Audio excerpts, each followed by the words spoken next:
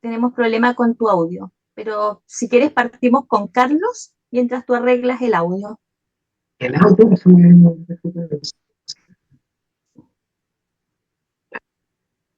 ¿Comparto? Sí, tiene todas las credenciales para hacerlo. Okay. funciona el puerto, ¿no?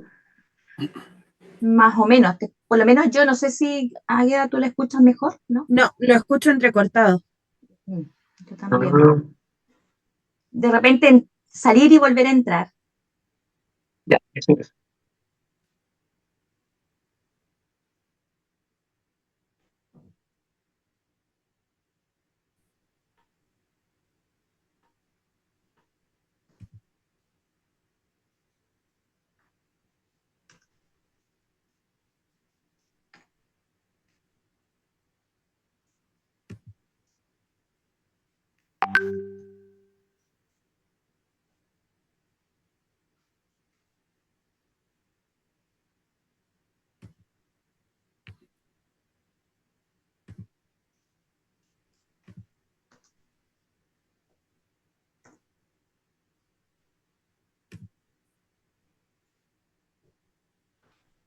¿Escuchas mejor ahí? Ahí un poquito mejor, Yo ¿o sí no? lo escucho bien. A ver. Sí. Vale, vale. Ah, a ver. Parece que no. Hola, Sí. hola, hola a todos. Hola.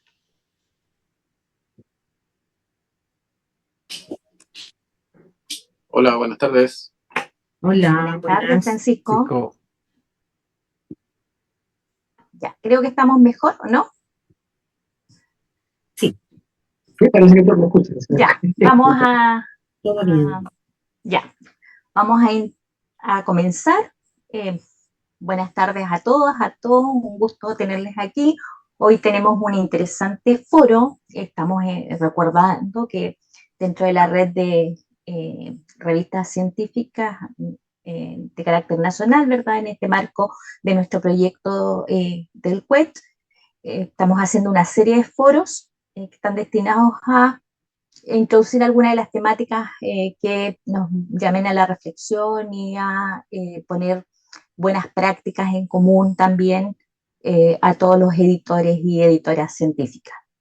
Una de estas foros que hemos considerado relevantes es el referido al uso de la inteligencia artificial en la publicación científica, que es el tema que tenemos hoy día, y por lo tanto queremos presentarles a nuestros comentaristas del tema, recordarles que ellos hacen una, como hemos estado trabajando, es con una pequeña presentación de parte de cada uno de ellos, de no más de 15 minutos, y después una conversación abierta con preguntas de ustedes. Por lo tanto, los invitamos a ir dejando desde ya las preguntas en el chat o guardarlas para cuando tengamos ese minuto al final de estos 30 minutos iniciales.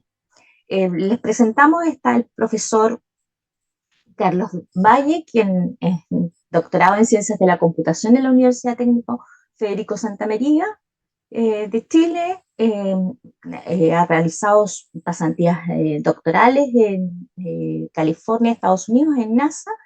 Hasta el 2018 se desempeñó como investigador en el Departamento de Informática de la Universidad de Santa María y desde entonces trabaja en la Universidad de Playa Ancha como profesor asociado en el Departamento de Ciencias de la Computación e Informática.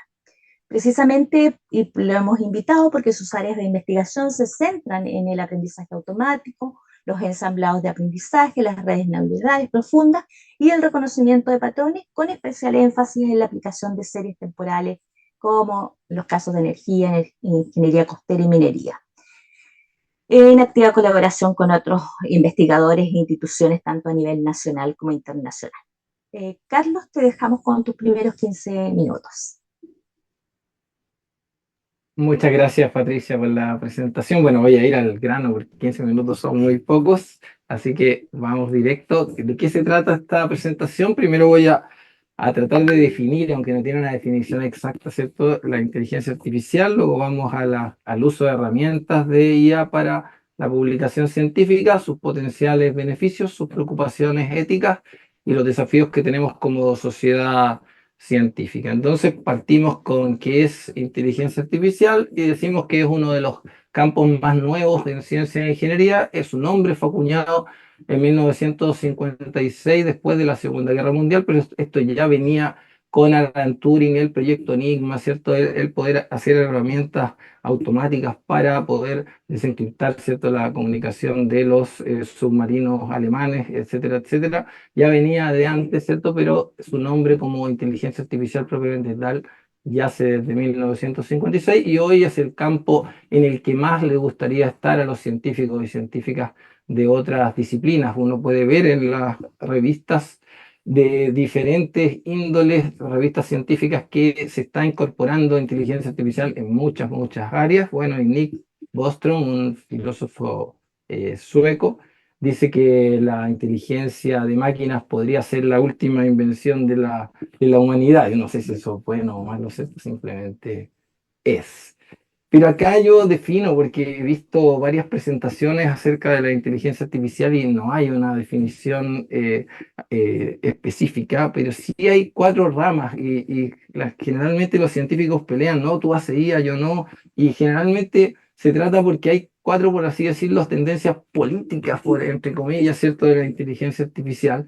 La primera es el pensar humanamente, o sea, queremos hacer métodos automáticos que imiten el pensamiento humano, pero obviamente que eso requiere de un desarrollo de las ciencias cognitivas más alto. Estamos todavía en pañales respecto de eso, y además que la pregunta es qué sería un humano prototipo, porque cada humano es un mundo a mi juicio, por lo tanto es difícil por ahora ir hacia ese tipo de inteligencia artificial, si bien hay comunidades que están tratando de avanzar al respecto. Después la otra que está impulsada por Alan Turing y su prueba, que es el actuar humanamente. O sea, se dice que una IA actúa humanamente si es capaz de engañar a un ser humano, y si esa IA, ¿cierto?, cuando realiza una tarea, el ser humano no sabe si proviene de un humano esa realización o si de una inteligencia artificial.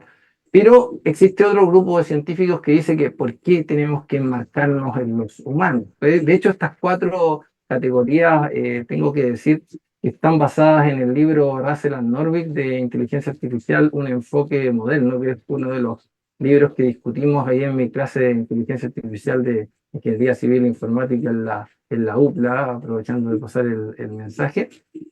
Y ahí dice, bueno, cuando el ser humano, la humanidad, quiso desarrollar el vuelo, no quiso aletear como como los pájaros, no quiso engañar a las palomas, ¿cierto? De que no era un humano que estaba volando, sino que era una paloma, sino que nos dedicamos a aprender aerodinámica y a usar los túneles de viento. Entonces, no necesariamente la inteligencia artificial va a tener que imitar al humano. Entonces, hay una rama que habla de pensar racionalmente, y esto tenía que ver con los silogismos aristotélicos, que premisas correctas me van a llevar a conclusiones correctas, y ahí nació toda una rama de la inteligencia artificial que tenía que ver con extracción de reglas lógicas. Y finalmente, pero esas reglas lógicas son complicadas cuando tenemos pensamiento de tipo informal. Por ejemplo, si tenemos una imagen de un gato, ¿qué es lo que nos hace pensar o discriminar que realmente estamos reconociendo un gato o no? Es muy complicado, podríamos tener demasiadas reglas, demasiadas excepciones, por lo que se hace complicado crear un método automático que pueda manejar todas esas reglas, y por eso es que vamos a la última etapa de la inteligencia artificial, o la última rama, que sería el hacer métodos que simplemente actúen racionalmente. O sea, queremos, por ejemplo, un auto que se maneje automáticamente, que simplemente no choque, que llegue a destino correctamente. Queremos un programa de ajedrez que simplemente venza al adversario, ¿cierto?, que tiene enfrente, sea un humano, sea una máquina, y que no lo haga necesariamente por la vía del pensamiento humano, simplemente que realice la tarea bien y que gane. Entonces esas serían las cuatro ramas, y aquí surge, ¿cierto?, el aprendizaje automático o machine learning, que es una de las ramas de la inteligencia artificial, que permite a los computadores, a partir de datos, identificar patrones, tomar decisiones o hacer predicciones sin tener que ser programadas explícitamente para cada tarea. Entonces tomamos datos y queremos hacer predicciones, pero de datos futuros, no necesariamente de los datos que tomamos. Y esta rama, que se llama Machine Learning, es la que ha tenido mucho éxito, mucha popularidad y es la que ha llevado a proponer soluciones para las otras áreas de la inteligencia artificial, que es por ejemplo, el procesamiento del lenguaje natural, reconocimiento de objetos, robótica, toma de decisiones y raciocinio, ¿cierto? Razonamiento artificial. Bueno, y ahí, ¿cierto? Desde esta rama del aprendizaje automático es que tenemos nuestras famosas IAs generativas que ya las conocemos, ¿cierto? ChatGPT, Copilot, DALL-E son pruebas exitosas, ¿cierto? De IAs generativas que generan imágenes, textos, pero que básicamente lo que tratan de hacer es aprender es aprendizaje estadístico, básicamente, y lo que tratan de hacer es aprender la distribución de los datos de entrenamiento y de esa forma, por ejemplo, cuando están escribiendo frases, ven cuál es la probabilidad de la siguiente palabra, ¿cierto? Dada la frase que está construyendo en ese momento la IA. Y de esa forma es que trabajan, no tienen un raciocinio particular todavía, ¿cierto? Sino que simplemente van generando a partir de una distribución estadística que está dada, ¿cierto? Por los datos con los que se entrenaron. Entonces, bueno, ahora sí vamos a lo que nos interesa, ¿cierto? ¿Cómo usamos esta IA para la publicación científica?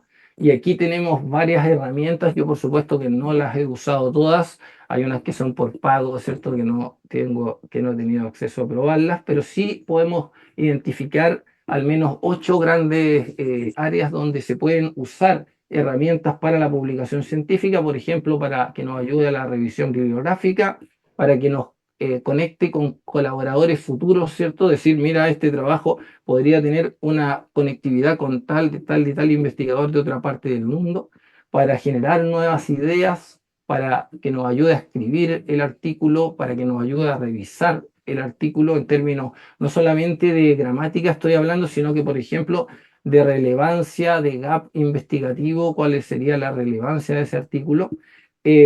También hay herramientas que nos ayudan a generar código automático si necesitamos programar algo, depende del área ahí de desarrollo de la publicación científica. También tenemos métodos como DALL-E, ¿cierto? Que es el que ocupo para generar imágenes.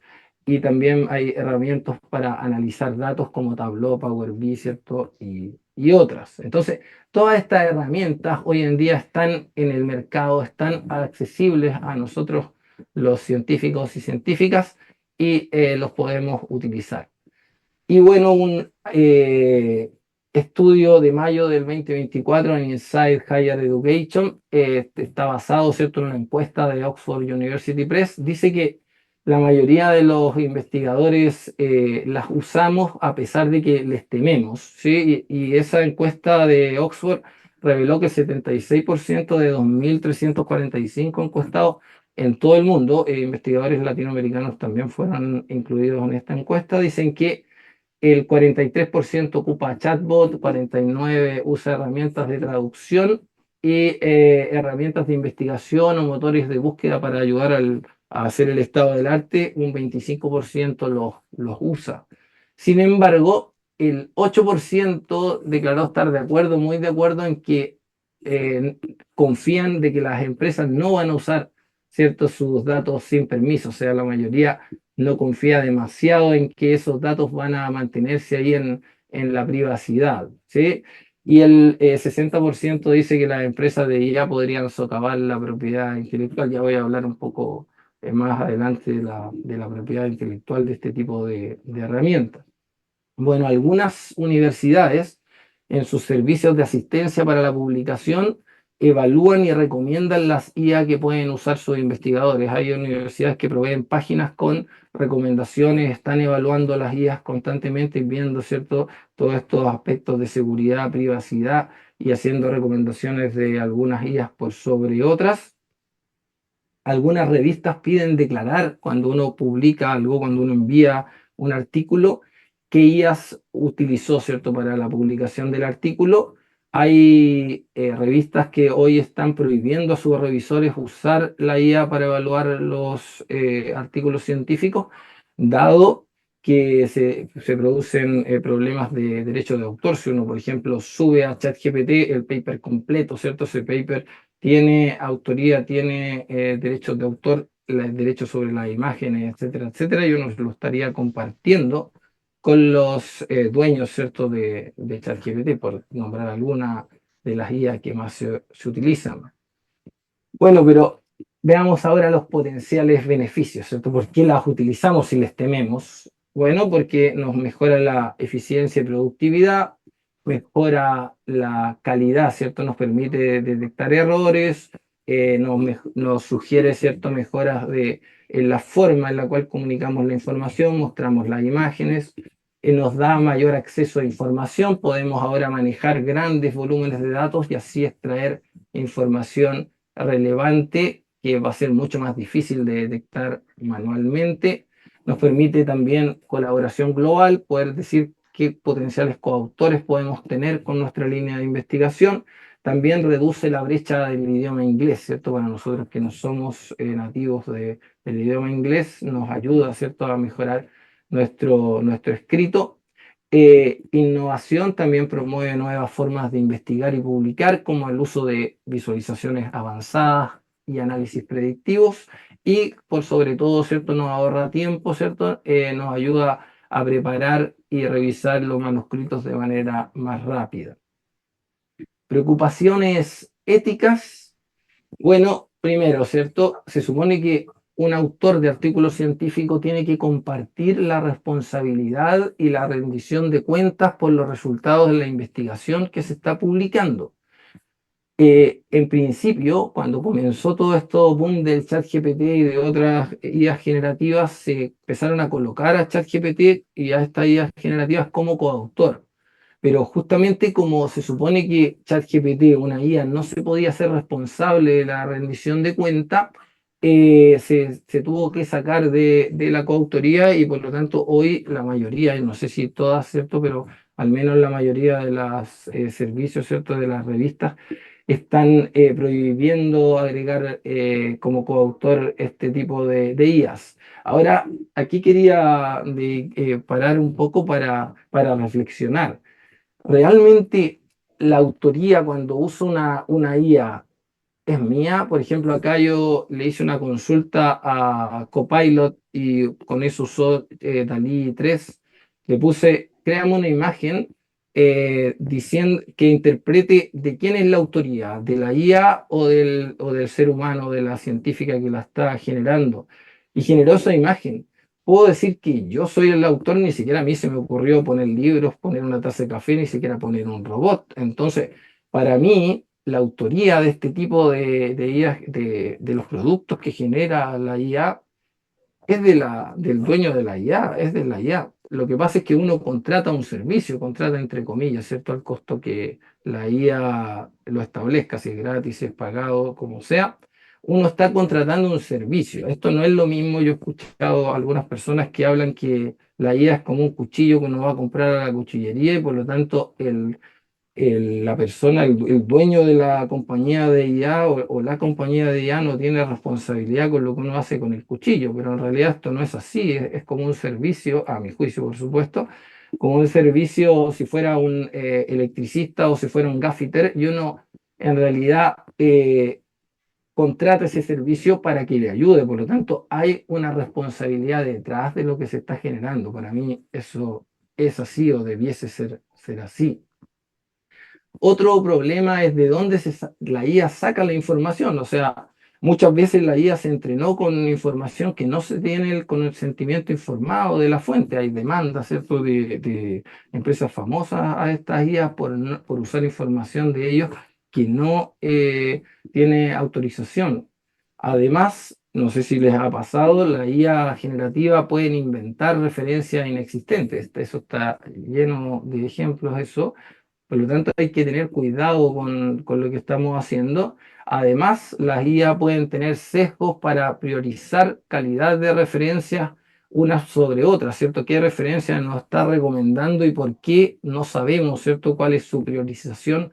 Cuando hace un resumen de un artículo, no sabemos en qué se está fijando. Quizás un humano puede leer, o un científico en particular, científica en particular, puede leer un artículo y priorizar otras cosas, ¿cierto?, el resumen que está generando. Entonces hay que tener mucho cuidado con cómo se usa estas herramientas, sobre todo que últimamente se ha reportado que estas IA generativas tienen tendencia a generar alucinaciones. Esto se define como resultados ilógicos, objetivamente incorrectos o irreales.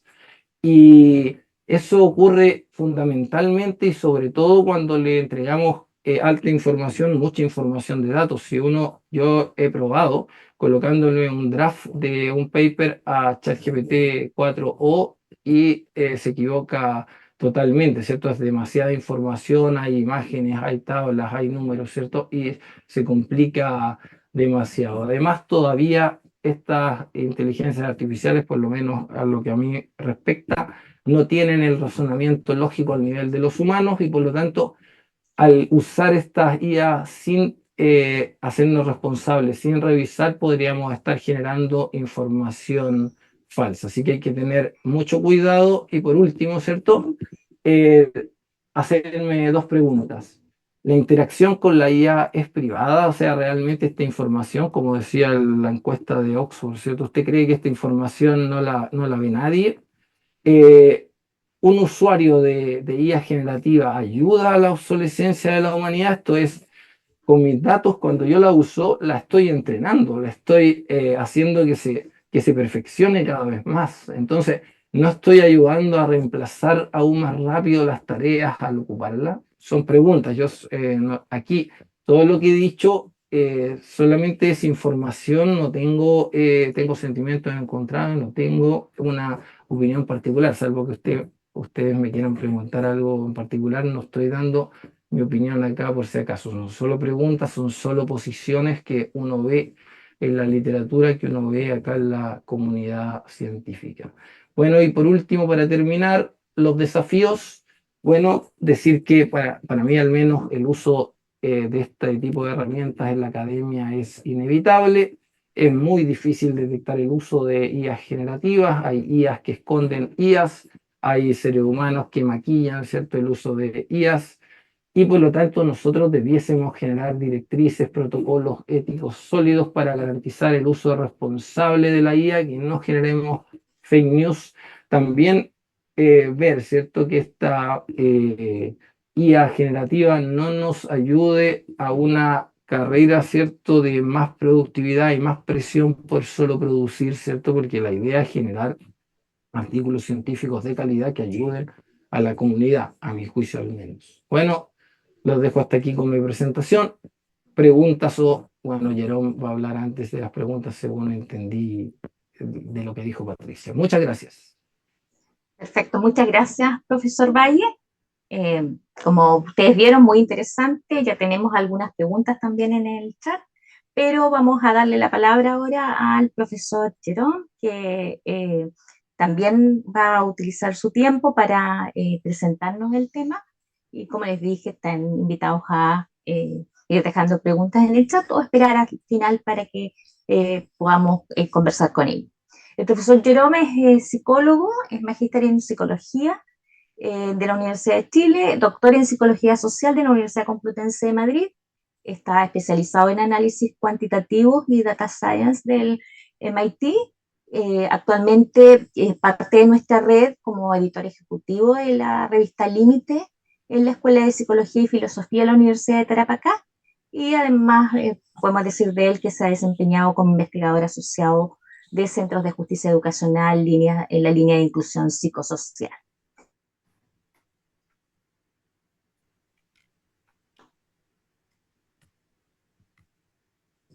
Buenas tardes a todos. Voy a compartir un poco la presentación.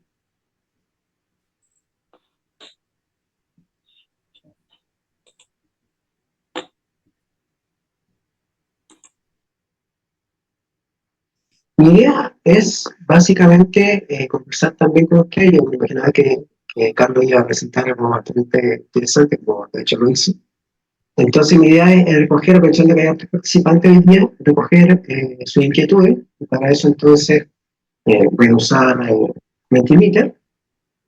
Entonces ahí les pido que puedan quedar, bueno, si pueden hacerlo con el QR, si su teléfono es un iPhone o una cosa así buena, va a leer el QR del computador. ¿no? Pero si no, pueden entrar a la página Menti, que aparece código que está acá abajo, 3923 2163, y así vamos a responder las preguntas, y esas preguntas después yo se las voy a mandar a los organizadores para que las compartan con todos ustedes. Por el fondo también creo que una de las gracias de estos espacios es saber en qué está pensando el resto. O sea, si lo que me preocupa a mí también le preocupa a la colega de otra revista, o si tengo preocupaciones muy diferentes, me extraña, ¿no? Básicamente aquellas cosas que compartimos, aquellas preocupaciones que son compartidas, porque igual es muy importante saber en qué están los colegas. Así que ahí pueden entrar. En todo caso, en todas las láminas que voy a mostrar a continuación, siempre acá arriba aparece la página menti.com, y ahí mismo aparece el código. Si ustedes no alcanzaron a poner este código, en cada lámina aparece arriba. Y si quieren lo pueden escribir ahí en el chat, también se lo va a agradecer. Entonces, la primera pregunta es muy básica. ¿Cómo clasificarías tu experiencia con inteligencia artificial hasta el día de hoy? Ninguna, poca, bastante, mucha.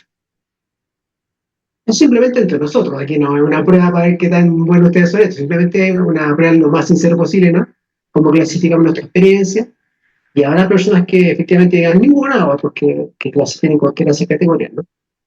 Ahí hasta el momento tenemos 8 personas han votado, son tímidos, entiendo que todavía tenemos 60 personas, la última vez que el recuento, y la idea entonces es ir viendo cómo estamos clasificando la experiencia con la inteligencia artificial. Estamos hablando de experiencia general, no una experiencia concretamente en editorial, ya vamos a ir a eso en la siguiente pregunta, pero ya ahí nos hace una idea que, como decía Carlos recién, en general es casi inevitable tener algún tipo de experiencia con inteligencia artificial, y también es casi inevitable intentar sacarle algún provecho en el trabajo, ¿no? Pero vamos a ver, hay experiencia mucha, mucha confianza. Vamos a pasar a la siguiente entonces. Ahora concretamente para los trabajos de editorial, si la has utilizado en algún aspecto de un trabajo editorial en tu revista. No he utilizado nada, o sea, a lo mejor la uso para generar imágenes para divertirme, pero en la revista no la uso en absoluto. O a lo mejor solamente por la revista se me ocurrió usarla, pero acá lo importante es ver si la hemos usado o no la hemos usado. Bueno, hemos, de las 9 personas que han respondido, hay 7 que están diciendo que nada, o un poquito. Alguna persona dice que mucho. Porque el kit de la sesión del día también es ver en qué la estamos usando, no la estamos usando, qué nos parece. Como les decía recién, esta presentación después se la voy a dejar a los organizadores para que puedan compartirla con todos. Porque creo que es importante ver que hay bastantes personas que dicen que no la usan en absoluto. Entonces, Carlos ya hace una presentación bien entretenida, ¿no? Afortunadamente yo no me voy a repetir con lo que está diciendo él. Y justamente muchas de las herramientas que salen ahí, que después pueden ver la grabación, ¿no? Todas las herramientas que menciona Dalí, y otras, Copilot y todas esas, son bastante interesantes de usar. Entonces ya tenemos una idea más o menos cómo estamos con 17 respuestas. Como les dije, ahí arribita aparece el código, Menti, el código está en 39, 23, 21, 63. Cualquier momento pueden unirse a la votación. Y acá sí, ojalá todos pudieran o todas pudieran opinar sobre esta pregunta, porque esta es importante. ¿En qué concretamente crees que la IA puede ayudarte al trabajo editorial? Cualquier idea bienvenida, ¿ya? Como música, que me dé música de fondo, cualquier cosa que se les ocurra que les pueda ayudar la IA para el trabajo editorial nuestro en el día a día. Yo me estoy centrando, como somos una red de revistas, no me estoy centrando básicamente en el trabajo editorial, no es que el trabajo en la publicación científica solamente, es lo que más concreto. Entonces, ahí me empiezan a hacer las respuestas, ¿no? Buscar la barra de escapos, buscar revisores o árbitros, corrección del idioma y estilo, corrección de estilo, revisar consistencia entre literatura citada y referencias, para revisar si hay plagio, en la traducción, en la detección de plagio, ¿no? No, corrección de estilo, automatizar las revisiones, corrección de estilo la lleva, ¿no? Es el último popular. Antiplagio, consistencia de la referencia, mejor redacción, ayuda a la interpretación de los resultados, la consistencia, revisar la norma y estilo, ayudar a buscar funcionalidades de los sistemas como JS. ¿Sí? Hay con 20 personas que se han motivado más con esta, por lo menos. Correcciones en general, estilo, referencia de idioma, normalización de autores, revisión ortográfica, bueno, todas esas cosas evidentemente nos pueden ayudar.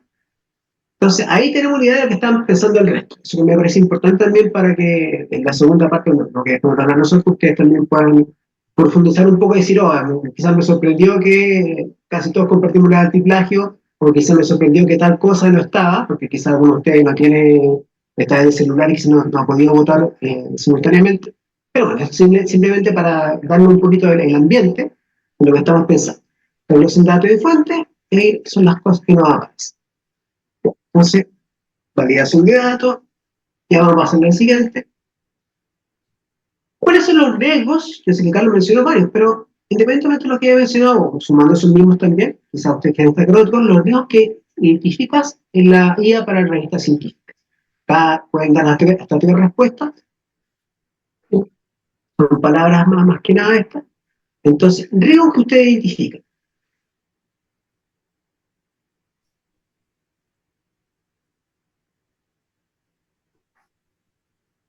Sí, bueno, recuerda que no solamente era el QR, ahí arribita está la página menti.com y pueden meter ahí en menti.com, les va a pedir un código que está arribita, 3923-2163. Solamente si quieren dejar registrada su respuesta. Plagio, artículos falsos, cobertura, respuesta en sin sentido, información falsa, citaciones falsas, cobertura. Vamos viendo los riesgos que se les ocurran a ustedes, conseguir respuesta. Crear tendencias. ¿Se les ocurre más? Y las palabras que están más grandes, pues nunca han visto Mentimeter, las palabras más grandes son las que más se repiten. Las palabras que están más grandes que las han dicho varias veces. Bien. Referencias falsas, mala calidad de los artículos, autores bots, bueno, como saqué que tengo como autores, se me ocurrieron, sesgos, plagio flagrante, contenido sin evidencia, autorías falsas, desinformación, privacidad, ¿bien? Todas las cosas que, bueno, la mayoría de las cosas que uno ha mencionado acá, ahí lo vamos a hacer un recuento, ¿no? Pero este es como, poder tener básicamente un panorama de cómo está la situación nuestra, de los revisores de revistas científicas, de los editores, perdón, y los equipos editoriales más bien, las cosas si hemos usado, no hemos acercado, hasta qué punto lo hemos usado, ¿no? Las cosas para que creemos que nos podría servir más, porque quizás hay cosas, de hecho en lo que Carlos nos dijo al principio, hay cosas que no aparecen acá y que quizás las estamos desaprovechando, o sea, hay cosas que sí las podríamos hacer concretamente, pero las estamos desaprovechando. Eso básicamente. Y en este caso, los riesgos, que me parece interesante que los compartamos. Entonces, todo lo que quería preguntarles si, bueno, acá, aquí puse alguna idea, no es que sean las que tienen que ser así necesariamente, pero este es un ranking. Entonces, ¿cómo ordenarían ustedes el uso de la IA? Me van a perdonar que no tenga todas las opciones que quizá a ustedes se les ocurren, pero se me ocurren esa cultura del mejor de plagio. Pero está generar contenido en redes sociales para promover la revista, ¿no? Detectar plagio, mejorar la escritura, y el cuarto como un revisar los envíos como un revisor de IA. Tienen esas opciones, podría tener más sin duda, y ustedes pueden decir, ¿cómo no agregaste tal cosa? Aceptaré toda la culpa de eso, pero acá lo importante es ver qué ranking dan ustedes, o sea, qué va a aparecer en primer lugar. Y eso, bueno, en este caso, a partir de las votaciones que se van generando, pues vamos a hacer una idea bien cómo está pensando el resto, bueno, el resto de los que quieren votar también. Después, por supuesto, como la revisada van a pasar la palabra y vamos a poder conversar si es que alguien no podía dar su opinión, también puede agregarla. Además, por supuesto, lo puede decir en el chat. Se puede la revisada en el chat, así que se lo bien. Entonces, está ganando en este caso, a pesar de que cuando lo preguntaban delante, plagio parecía lo más importante, acá está ganando mejor la escritura hasta el momento, con 18 votos. Después detectar el plagio en segundo lugar, después revisar los envíos como revisoría, y después, en último lugar, generar contenido en redes sociales. O sea, después la respuesta menos popular. Pero intencionalmente la agregué porque es una de las ventajas también que no puedo usar de ChatGPT y todas sus competencias, ¿no? esas son las preguntas, me parece que tenía como la base. Esas son las preguntas, voy a dejar esa, bueno, voy a retroceder un poquito. ¿En qué nos puede ayudar el trabajo general? Hay que armar esa lámina si alguien más quiere opinar sobre eso, porque eso queda registrado. Comentarles, ahí, sí, me dan un par de minutos, comentarles básicamente que efectivamente el machine learning o el aprendizaje automático hay que entenderlo como dice Carlos, como automático. Como es automático, efectivamente eh, no es supervisado, pensar que no es supervisado. O sea, no hay nadie que esté ahí mirando qué es lo que está haciendo ese aprendizaje, no hay nadie que esté validando esa respuesta. En ese sentido, lo que tenemos que tener en cuenta, como ustedes mismos han dicho, es información falsa. O sea, voy a poner el caso de ChatGPT. Si yo le digo, ChatGPT, explícame por qué la tortuga es más rápida que el conejo, no me va a responder, por lo menos hasta esta versión, quizás más adelante sí, pero no me va a responder, no, es que el conejo es más rápido que la tortuga. ChatGPT va a buscar un argumento para sostener lo que yo le estoy planteando. Porque yo le dije, asume que la tortuga es más rápida que el conejo, no me va a decir, no, es que eso que está diciendo una tontera, no me va a decir eso. ¿Ya? Va a intentar argumentar, y el argumento puede tener alguna cosa razonable, ¿no? Y un montón de palabrería. Y claro, si yo nunca he tenido experiencia con una tortuga y un conejo, no sé cuál es realmente más veloz, voy a caer en la trampa de que mi pregunta está mal hecha. No me va a decir que está mal hecha la pregunta, etc. Pero voy a difundir información falsa. Entonces, eso con ese ejemplo quizás es más fácil identificarlo, pero con muchas otras cosas no. ¿Ya? ChatGPT tampoco está hecho para hacer cálculos, porque el lenguaje natural, ¿no? Un modelo de lenguaje natural. Entonces, probablemente se equivocar en muchas sumas y restas, pero para eso no tiene una calculadora, porque no está hecho para eso, está hecho para generar contenido. Entonces, cuando decimos que la información falsa es porque no es supervisado, ¿no? Y porque no tiene un modelo de verdad. ¿Ya? No hay una verdad que esté sobre otra, si nosotros le metemos una información, podemos hacer que haya un sesgo que mande una respuesta. Y además que la información, como decía Carlos recién, hay un sesgo importante, o sea, algunos momentos se dijeron recomendaciones de restaurantes y se dieron cuenta que los restaurantes latinos, en concreto los mexicanos, no eran tan recomendados por la plataforma, por ChatGPT en este caso, pese a que tenían buenos rankings en otras plataformas, y eso era básicamente un sesgo que se había generado. Entonces, hay muchos sesgos que se pueden replicar. Entonces, recordar que la tecnología es neutra. En el caso de ChatGPT, por ejemplo, lo decía recién, no hay un modelo de verdad. O sea, podemos efectivamente tener mucha información falsa. Entonces, lo que en resumen me gustaría dejar claro es que no podemos dejar la decisión final sobre algo a ChatGPT y a ninguna de inteligencia artificial. Porque va a generar contenido, va a generar cosas. Y alguna, así como un argumento me ha hecho un chamullo, pero va a parecer como, ¿cierto?, un poco creíble. Pero eso no reemplaza el trabajo del experto del área. Entonces, ustedes como expertos revisores, ¿no? Los expertos editores van a poder hacer una mejor gestión en ese sentido, no podemos olvidar por nuestra responsabilidad. Tampoco es infalible, o sea, hace un tiempo, no tanto tiempo, me pareció un poco raro el artículo donde llegó la revista Límite. Dije, esto me parece que debería estar publicado, o sea, me parece raro que no estuviera publicado, pero ya no importa, voy a buscar si se ha publicado qué tan original. O sea, un poco inocente, ¿no? Voy a ver si te vas a original, pero no me esperaba que me encontré con otro trabajo que tenía las mismas tablas, los mismos datos. Y lo empecé a revisar más y en el mismo trabajo ya estaba publicado. Entonces yo, bueno, comuniqué al equipo, ¿no? Este trabajo está publicado. Me dijeron, bueno, pásalo por Turing Team para ver qué te dice. Y claro, Turing Team lo revisó y encontró cosas que yo no había encontrado. Pero la diferencia es que Turing Team, por lo menos la versión que tenemos nosotros, no detectaba las tablas. Y yo la única pista que tenía, por la experticia, es que la media de la desviación estándar de 5 variables no pueden ser iguales en la investigación. La media puede coincidir de vez en cuando, pero que 5 variables tengan la media de desviación estándar igual es muy sospechoso. Entonces, a partir de las tablas yo me di cuenta que la investigación era la misma, pero la redacción es distinta, el título es distinto, el objetivo es relativamente un poco distinto, la muestra está ahí como chamullada con números distintos, pero las tablas eran las mismas. Básicamente los autores habían publicado 3 veces y estaban intentando publicar 4 veces el mismo artículo y con distintos autores. Pero bueno, lo que quiero mostrarles con ese ejemplo es que hay cosas que de repente la IA no va a detectar, en este caso las tablas, no las está leyendo un ítem, yo sí las vi, pero las vi a partir de la experiencia, entonces no desmerecer la experiencia de ustedes mismos, ustedes mismas, para el trabajo que nosotros hacemos, así como los revisores, tampoco tenemos que decirles que confíen ciegamente en revisar con IA, que realmente hay uno nos entusiasma con eso. Como decía Carlos recién, hay revistas que prohíben usar IA para revisar, o no les aconseja, porque básicamente estamos en el riesgo de lo no supervisado. O sea, no sabemos la calidad de esa respuesta. Entonces, recordar que no tiene un modelo de verdad, no tiene un modelo ético, va a pedir algo que suene creíble. Eso va a generar. La inteligencia generativa va a generar algo que suene creíble. Entonces, no podemos dejar de hacer responsabilidad. Asimismo, hace poco en el CBI creo que fue una revista que publicó una imagen de un ratón así bien famosa, y que la imagen no tiene nada que ver, porque la imagen era bonita, pero si uno la miraba en detalle estaba todo incorrecto lo que aparecía ahí.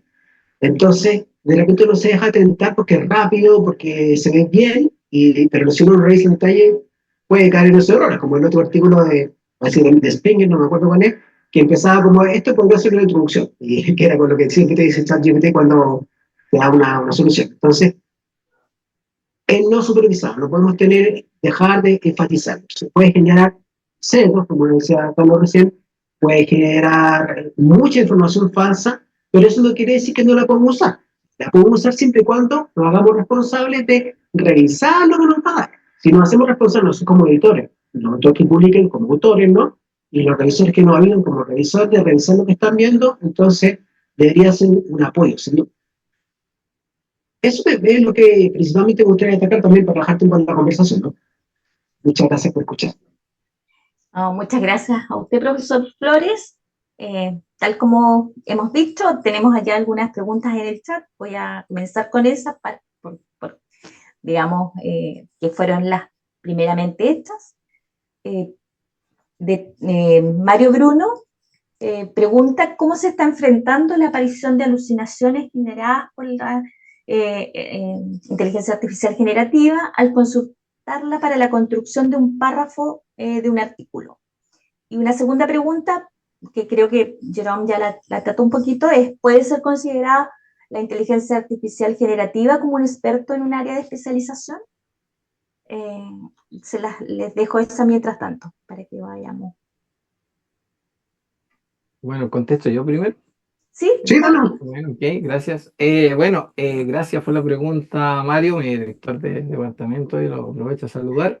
Bueno, excelente pregunta. Existen varias formas de hacerlo. Yo en realidad todavía no me meto demasiado en ese tema, así como profundamente técnicamente, pero sí una de las recomendaciones es detectar las fortalezas y debilidades de cada IA. O sea, cuando uno la está evaluando, uno sabe, por ejemplo, mira, esta ya tiene más razonamiento matemático que esta otra, o esta ya me genera código, no sé, de Python mejor que código C, o por ejemplo, no sé, es sabido que Cloud hace mejores resúmenes que ChatGPT. Entonces, a veces el evitar la fake news o evitar alucinaciones pasa por que nosotros consultemos a la IA correcta para las cosas que necesitamos. Y eso significa, en base, saber bien del tema, pues si nos estamos metiendo en un tema que no conocemos, entonces lo más seguro es que no vamos a poder discriminar si están entregando respuestas buenas o respuestas malas. Entonces, el poder ser usuario de la IA y empezar a discriminar cuáles son las fortalezas y debilidades de cada una es muy bueno. También, y en eso está trabajando, ¿cierto? ChatGPT y otras, ¿cierto? Me imagino que todas, que ellos tratan de aumentar sus capacidades lógicas y de razonamiento. O sea, ese es el desafío para las nuevas IAs generativas de hoy. Ahora, ¿cómo lo están haciendo técnicamente? Eso yo lo desconozco. No me he metido todavía a ver cómo razonan las IAs, ¿cierto? Todavía sí, como usuario puedo decir de que no están al nivel de razonamiento humano, pero sí están tratando de incorporarle razonamiento lógico, razonamiento matemático. Muy bien, Jerome, todavía se equivocan con el tema de sumar. Yo, por ejemplo, en una estaba tratando de generar un enunciado para una prueba y le decía, dame 10 personas con profesiones, pero con profesiones repetidas, entonces me dijo, suponte, 2 abogados, 3 ingenieros y una profesora. Bueno, pero nos suman 10. Claro, entonces ese tipo de cosas todavía, pero el 4O se supone que está mejorando un poco eso y hoy las IA, las empresas están tratando de mejorar ese trabajo de racionamiento. También es bueno poder enseñarle a la IA a hacer nuestro propio prompt y decirle a la IA, por favor, dime que no sabes si en realidad no sabes, porque lo que pasa es que la IA está entrenada para siempre dar una respuesta, entonces, entre comillas, nos chamulla o nos miente porque no sabe qué decir. Entonces, si nosotros le decimos, mira, si no estás seguro, por favor, dime que simplemente no me des respuesta, eso también ayuda a la IA a poder decir mucho más eso, simplemente aprender a que la IA diga no sé, sin enseñarle a la IA a decir no sé, porque no está preparada para eso. También el poder proporcionar algunas respuestas correctas para guiar a la IA para que dé mejores respuestas correctas es importante. Yo a veces estoy generando código automático y yo a veces sé un poco las funciones que tiene que ocupar la IA para hacer ciertas cosas y le digo, mira, pero y no ocupando esto será mejor, y ahí sí, ¿cierto? Y se guía y genera el código de mejor manera. También el A entregar... propósito de eso, Carlos, Sí, sí, sí. eh, justo lo tocas y la siguiente pregunta engancha porque dice, ¿qué tan cierto, por lo tanto, sería que tú podrías ir de forma interesada y conveniente, ¿verdad? Generando una determinada posición, idea o pensamiento, dice profesor Luis Adame aquí, para alimentar de forma deliberada o interesada, por lo tanto, la IA, a propósito que tú Gra- dices en este Claro. entrenamiento.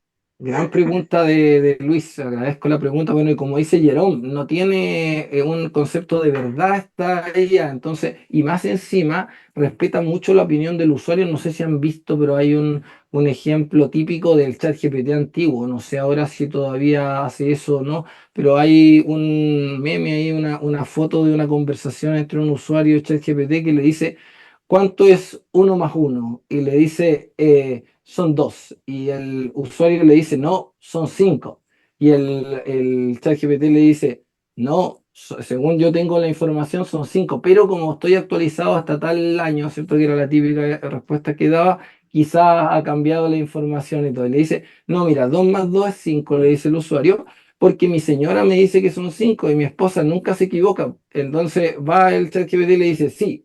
Entonces 2 más 2 es 5 porque como tu señora te dio esa información y nunca se equivoca, entonces actualiza la información y 2 más 2 es 5. Entonces, por lo menos el ChatGPT 3 era fácil de convencerlo y de generar este tipo de información falsa, ¿cierto? Hoy en día, para responderle a Luis, uno podría generar sus propias ideas generativas, no necesariamente tener que corromper o convencer a ChatGPT o a estas uno fácilmente podría descargar código y hacer sus propias ideas generativas con un sesgo particular político, ¿cierto? Religioso o de cualquiera, y empezar a invadir las redes sociales con eso. O sea, se puede hacer perfectamente.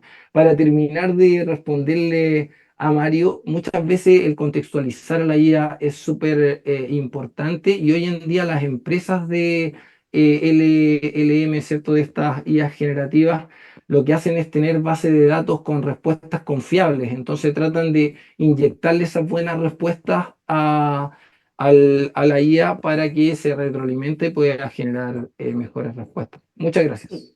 De ahí, Oscar, precisamente deja en el chat esas herramientas que está hablando. Así que, Francisco, antes de tomar una última que estaba en el chat, le voy a dar el pase a Francisco Concha, que tiene la mano levantada. Y Ahí sí. ¿Me escuchan?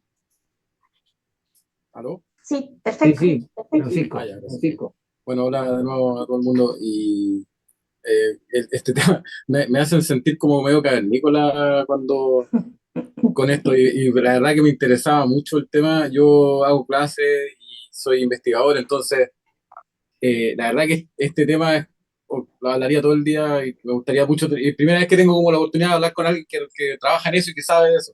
Creo que las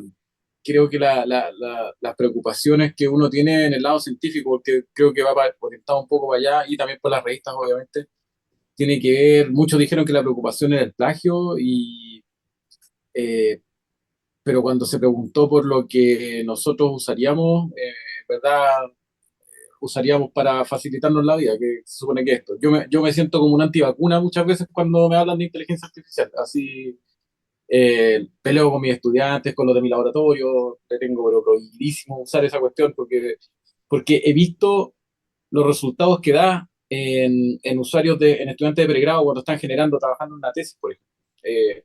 Lo desprecio, lo repudio y lo prohíbo acá. Es como, eh, este es el momento en que tú tienes que aprender a escribir, aprender a pensar. Entonces, como que te lo haga otra cosa, y más encima que lo hacen mal porque ni siquiera te lo hace bien. O sea, es como lo que tú dices, te puede dar una respuesta súper ilógica. Yo me doy cuenta, yo no, bueno, mi pregunta va por el lado, también puede ser una pregunta, de las herramientas que hay para detectarlo, que no sé si la misma inteligencia artificial servirá en algún momento para detectar inteligencia artificial, por ejemplo. Y un tema que me parece que es bien serio. Yo me doy cuenta muchas veces del uso de estas herramientas porque me encuentro con trabajos sin falta de ortografía, eh, y ahí ya me parece raro. O sea, cada uno tiene su realidad. Entonces, yo me encuentro un trabajo sin falta de ortografía y es sospechosísimo. No puede ser, ya, porque sé cómo escriben estos niños. Entonces, esa es una forma. Un colega por ahí dijo que se dio cuenta porque están las varianzas iguales o la desviación estándar iguales. Claro, eso es pensar qué es lo que uno cree que están haciendo por uno. Así que y sí, estoy de acuerdo con que es una gran ayuda, pero creo que hay lugares y lugares para utilizarla. Yo la verdad que, insisto, y disculpen lo cavernícola para el asunto, pero creo que si va a ser para, si va a ser para crear material científico, porque estamos hablando de publicaciones científicas, estamos hablando de trabajo científico, donde creo yo que lo central es la interpretación de los autores sobre una serie de datos que son súper objetivos. Los datos son los datos, los números son los números. Como yo los interpreto, eso puede tener ciertas subjetividades. Si yo dejo lo único que es nuestro como investigadores y científicos, que es pensar, se lo dejo a una máquina, creo que estamos medio perdidos y creo que es súper importante y la discusión casi filosófica de que si el ChatGPT puede ser, yo digo ChatGPT para que vean lo perdido que ando. Tú nombraste como 10 hoy día que de nuevo cae Nicolás. Eh, Creo que si es que no, el ponerlos como autores o no como autores, qué sé yo, creo que es comparable a que cuando uno, por ejemplo, hace una figura y dice que la utilizó Photoshop para retocarla, cosas así. O sea, me parece bien cuando se reconoce. Ahora, si es coautoría o no, no sé, yo creo que va a ser un tema de cada revista probablemente, pero yo tuve esta pseudo discusión también con gente. Hay gente que ofrece el servicio de escribir tesis, por ejemplo, y descaradamente por redes sociales, es un trabajo, yo cobro por escribirle la tesis a alguien. Entonces, me parece que es como lo mismo. Es cuando nosotros estamos utilizando un recurso para crear algo que deberíamos estar creando nosotros con nuestra mente, creo que estamos mal. Ahora, si lo que estamos haciendo es pedirle que me arregle la figura para que se vea más bonita, ponerle los mejores colores o la tabla que poner el mejor marco, qué sé yo, es otra cosa. Pero cuando uno está generando interpretaciones o está tratando de generar un ensayo que se supone que es de pensamiento, me parece que debería inventarse una palabra. A lo mejor no sé si es plagio ya, pero en algún momento saldrá una palabra sobre eso. Ya, le voy a dar la palabra a Jerome para que, digamos, reflexiones sobre lo que ha dicho Francisco. Y le voy a dejar a Carlos ya una pregunta que hay en el chat para que la vayas pensando, que si hay datos relacionados a la institucionalización del chat GPT u otra herramienta de inteligencia artificial en Chile. Yo ahí también podemos después comentar al final, porque estas van a ser las notas finales. Y acuérdense que estos foros tienen la idea de que sean rápidos, tenemos 1 hora, ya estamos terminando. Así que, Jerome, nos quedamos interesantes. Gracias, Francisco, también por la lección. Yo creo que, de hecho, clases también muchas veces, ahora más desafío de hacer clases, pero no le puedes pedir trabajo a menos que quieras pasar buena parte de tu día usando tu meeting para detectar plagio.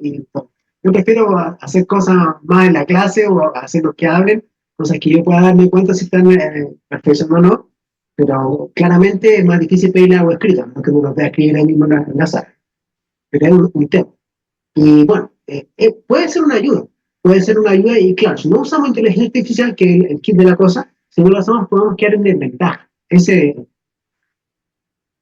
no lo usamos nosotros podemos quedar en desventaja. Ahora, si la usamos irracionalmente como una fe ciega de que nos va a solucionar la vida, también podemos quedar peor que en desventaja, o sea, podemos quedar en vergüenza, humillación pública, porque nos aparezca una imagen de un ratón que la cosa era absolutamente distinta, o porque aparezca en el título del resumen lo que le puedo ofrecer como resumen. Entonces, usarla con responsabilidad, siempre supervisando lo que hace. Eh, en concreto, yo lo he usado, por ejemplo, cuando estoy viendo las cartas de invitación a los revisores, la versión 1.2.3, de repente digo, ¿esto cómo se podría decir de forma más amable? O sea, como que sea más comprometido. Entonces, a ver, sugiéreme tal cosa. Y claro, de repente me sugiere combinaciones de palabras que no se me habían ocurrido, pero yo ya le dije lo que quería y después reviso lo que está diciéndome. Y claro, a veces me sugiere cosas que no vienen al caso y bueno, eso no me gusta, pero igual me salen un par de ideas que yo puedo usar después y gracias a eso también he actualizado varias de nuestras cartas de invitación, por ejemplo, o las cartas de agradecimiento, para la misma comunicación con los autores, pues claro, no dice, ¿cómo puedo ser lo más amable posible que ellos sientan así un compromiso, o sea, como acercarme más a los autores, acercarme más a los revisores? Entonces, para eso sí me ha servido bastante ChatGPT, y bueno, otras cosas que nos pueden servir. Entonces, no olvidarnos de que no tiene una noción de verdad, y lo otro es recortar las siglas, ¿no? El chat, bueno, chat de conversación, G de generative, de generar, P es de pre-training, o sea, modelo preentrenado o preentrenamiento. El preentrenamiento se hizo con todas o sea, casi con todo lo que hay en Internet. Si es que el 90, 99%, 95%, una gran cantidad. Y lo que hay en Internet, ustedes saben, muchas cosas son muy falsas. O sea, si tenemos espacio para los antivacunas y hay los terraplanistas, entonces ahí hay muchas otras cosas que hay información falsa. Entonces, si el modelo fue entrenado con esa información, no es sorprendente que mucha de la información que debe tener respuesta pueda ser falsa. Ese preentrenamiento supone que está diseñado para que el pueblo lo pueda tomar y lo pueda transformar en un chatbox de su empresa o de su revista, ¿no? Que eso tiene un costo. Y ahí lo entreno más concretamente a lo que le interesa. Entonces, para eso sirve, pero eso tiene un costo. Y hay que ver, nuestra revista, nuestra universidad quiere pagar el costo que tiene esto, o nuestra red de revista quiere pagar el costo que tiene esto, porque no es gratis, ¿no? Entonces, la invitación es que tenemos que buscar la manera de usarlo. Y yo creo que de todas maneras podemos generar más instancias como esta, o sea, de repente pensar en capacitación, invitar a otros expertos, simplemente compartir experiencias, nunca está de más. O sea, porque yo les hago compartir algo de mi experiencia, ¿no? Y ustedes también nos comparten, yo lo usé, me atreví a usarlo, o todavía no me atrevo a usar, pero son cosas que nos pueden ir generando cosas más concretas, ¿no? Porque así hablar súper por allá en la nube no nos sirve, pero si hablamos de un caso concreto, como que yo lo comenté en las tablas, del punto nos puede ayudar. Entonces, así los organizadores tienen harto que hacer, ¿no? Sí, Harta es verdad. responsabilidad también. Entonces, les pueden hacer llegar sus inquietudes. Y si ustedes quieren, yo les puedo mandar una encuesta, pero si la quieren responder bien, si no la responden bien también, lo puedo conversar con Carlos después, para ver algunos temas que pueden ser interesantes para nosotros y después compartir los resultados. O sea, no con fin de investigación, sino simplemente con fin de conocer un poquito más en qué estamos, qué es lo que usamos de todo lo que sale. O sea, esa encuesta la podemos hacer después, sin ningún problema. Eso les Fantástico, quiero Jerome. Te vamos a tomar la palabra porque esa es la idea de la red, de que tengamos no, y además estoy bien agradecido nuevas. con la red y sin duda que ha habido contenido muy interesante. Yo hoy día quise poner mi granito de arena y espero que ustedes también se la jueguen mal. Eso. Carlos, para la última pregunta, para cerrar. Gracias, Patricia. Bueno, sí, lamentablemente no tengo información sobre posibles institucionalizaciones chilenas. Desconozco eso. Sí que le quiero comentar un poco lo que dijo Francisco, pero antes decir lo mismo que está diciendo Jerón. Me parece que el venir yo para acá era justamente para eso, para que me conocieran, para conocerlos y para poder hacer redes, ¿cierto? Y contactos. Esa es la idea. Así que qué bueno. Para responderle un poco a Francisco, yo lo veo como lo mismo que cuando un niño usa la calculadora y evita aprender las tablas de multiplicar, entonces se va atrofiando y no va desarrollando ciertas habilidades. Ahora, claro, por supuesto que se desarrollan otras habilidades que también podrían ser muy útiles, pero eso, si uno lo ocupa para redactar todo, para hacer todo, entonces evita pensar y por lo tanto se van atrofiando ciertas habilidades. Bueno, he discutido con colegas que me dicen que hay lingüistas que se enojan por el uso del chat GPT, este tipo de herramientas, porque dicen que la manera de expresarse ellos la pueden analizar tu comportamiento, tu manera cognitiva de pensar, de hacer un montón de cosas, y por lo tanto cuando uno está corrigiendo algo con ChatGPT o con alguna herramienta de IA generativa, está escondiendo la manera en la que uno se expresa. Entonces, claro, para mí al menos me sirve para aprender cómo debería decirlo, justamente, por ejemplo, una carta, poder decirlo de manera más polite, quizás, de como yo lo diría. Entonces uno va aprendiendo también otras formas de decirlo, pero los lingüistas muchas veces se enojan. Bueno, Maggie por ahí viene en el chat que dijo algo muy cierto, que no hay que dejar solas a las IAs, o sea, siempre el responsable o la responsable del uso de las IA, de lo que se genera con el nombre nuestro, somos nosotros. Los de los correos no podemos decir, oh, es que ChatGPT me dijo este insulto, ¿cierto?, a la comunidad. No, nosotros somos el responsable, y yo lo veo un poco como los casos doping de la Olimpiada, o sea, hay que ver y hay que normar qué podemos hacer y qué no podemos hacer en el futuro, porque claro, esto podría ser también considerado de algún modo como una cosa para falsear, ¿cierto?, nuestras capacidades intelectuales, como dice Francisco. Entonces hay que tener cuidado y hay que conversarlo como humanidad, ¿cierto? Y ver qué es lo que queremos hacer con estas IAs. Gracias. Sí, muchas gracias. Recordar, bueno, yo que lo miro desde el punto de vista jurídico, que es mi área de investigación, ¿verdad? Hay un montón de, ya vienen lineamientos éticos, jurídicos en Europa, van a llegar aquí, se está trabajando en eso. Entonces vamos a tener de esa manera, yo creo en Chile pronto, algún alineamiento en materia de inteligencia artificial, especialmente esta generativa, porque hay temas de privacidad, hay temas de propiedad intelectual, tal como señaló el profesor Valle, que están involucrados en esto.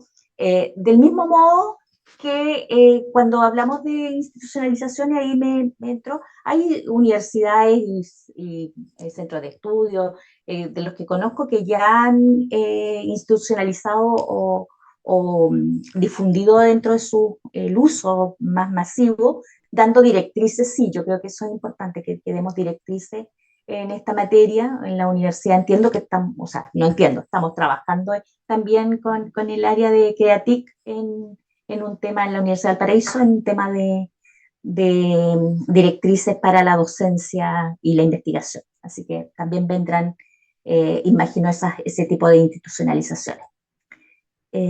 Carlos, te veo con el pero te doy Sí, un minuto porque sí, estoy eso. cerrando. Ya que Solo mencionaste que agradecerles era... antes de que termine. Dale. Bueno, gracias. Agradecer a todos. Solo para decir que como tú eres abogada, tengo un amigo que es abogado y dijo que iba a entrenar para que ChatGPT le hiciera defensas. Yo le decía que iba a terminar preso si hacía eso, pero solo para reírnos y para ver cómo lo hacía, es un buen ejercicio científico. Bueno, Así que, yo tengo colegas que trabajan en esto ay, y ¿lo que estamos hacen? trabajando en esto y, por ejemplo, ya todo lo que es redes sociales de los estudios jurídicos se hacen con inteligencia artificial, Ah, mira. que es muy interesante. Yo creo que podríamos ahí hacer algo para las revistas, para la red de revistas que saque todo lo que es difusión Claro. de la novedad, porque eso no es complejo y se hace, por ejemplo, en todo lo que es novedad jurídica, en casi Ya. la mayoría de los estudios del mundo ya, de los estudios jurídicos me refiero. Así que bienvenida a todas las ideas y dejar los invitados para el próximo foro, agradeciendo muy sinceramente a Jerome, a Carlos, su participación. Gracias. Nos Muchas vemos en gracias. el próximo foro. Chao, chao, Chao, gracias. Chao, chao. chao.